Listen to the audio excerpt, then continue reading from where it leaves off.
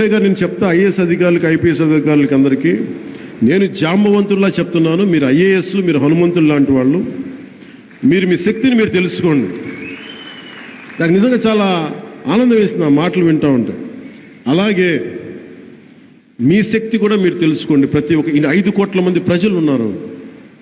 మీరు ఒక్కసారి తెలుసుకున్నారు. మొన్న ఎన్నికల్లో ఒక్కసారి మీ శక్తి మీరు తెలుసుకున్నారు. 151 సీట్ల నుంచి 11 సీట్లు తీసుకొచ్చారు. మీ శక్తి మీరు తెలుసుకుంటారు.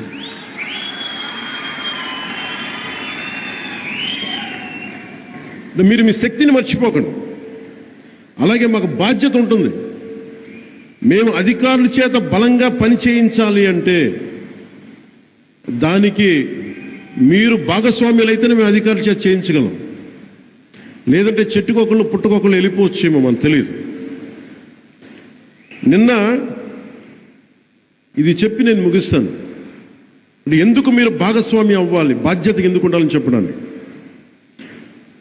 నిన్న చాలాసార్లు పేపర్స్లో ఒక న్యూస్ వస్తూ ఉంటుంది. ఇంకా గిరిజన గ్రామాల్లో డోలీలు కట్టుకునే గర్భిణీ స్త్రీలను తీసుకొస్తూ ఉంటారు. రోడ్లు కనెక్టివిటీ లేదంటే నేను వచ్చిన రోజు నుంచి మొత్తుకుంటా ఉన్నా. డబ్బులు లేవు, ఇంకోటి లేవు అని సమస్యలు చెప్తా ఉంటే ఒకటే మాట్లాడడం, ఎక్కడికి వెళ్ళిపోయినాయి డబ్బులు అవి అని మాట్లాడితే 3,000 కోట్లు కావాలి ఈ రోజున. నిన్న రివ్యూ మీటింగ్లో మాట్లాడింది ముఖ్యమంత్రి గారి దృష్టికి తీసుకొస్తే ఎంత కావాలని అడిగారు. కొన్ని చేసేద్దాం, ఎంత కావాలంటే 2,854 గ్రామాలకి 3,000 కోట్లు కావాలనగానే ముఖ్యమంత్రి గారికి నిస్సహాయత వచ్చింది. ఆయన లాంటి దార్శనికుడికి. సో పొద్దున్నే రాగానే అడిగాను, అసలు ఏమేం ఖర్చు పెట్టారు వీళ్ళు చెప్పండి అంటే, ఒక్క రిషికొండ ప్యాలెస్కే 500 కోట్ల రూపాయలు ఖర్చు పెట్టారు. అలాగే వీళ్ళు 1,200 కోట్లు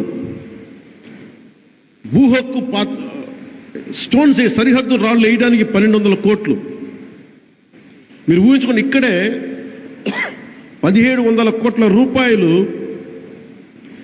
ఒక రిషికొండ ప్యాలెస్ కట్టడానికి, 1,200 కోట్లు ఈ సరిహద్దు రాళ్లు వేయడానికి, అలాగే ఈ భూహక్కు పత్రాల కోసం, పాస్బుక్స్ కోసం. ముఖ్యమంత్రి గారికి నిజంగా పాపం ఎందుకు ఆయన నిస్సహాయత వ్యక్తం చేస్తున్నారు, ఆయన కష్టం కూడా మీకు తెలియాలి. మీరు ఊహించుకోండి, నిజంగా ఈ 1,700 కోట్లు కనుక ఉండుంటే ఈ రోజున 2,854 గ్రామాల, కనీసం 1,400 గ్రామాలకి రోడ్లు పడిపోయాయి ఈ రోజున. గర్భిణీ స్త్రీలు ఇబ్బంది పడేవాళ్ళు కాదు ఈ రోజున. ఇంకా ఆయన పెద్ద మనసుతోటి లేదు మనం 3 ఫేజెస్గా చేద్దాం దీన్ని అని ఆయన కూర్చొని చెప్తే నాకు నిజంగా గుంటికి ఊరట కలిగింది. నాకు మనస్ఫూర్తి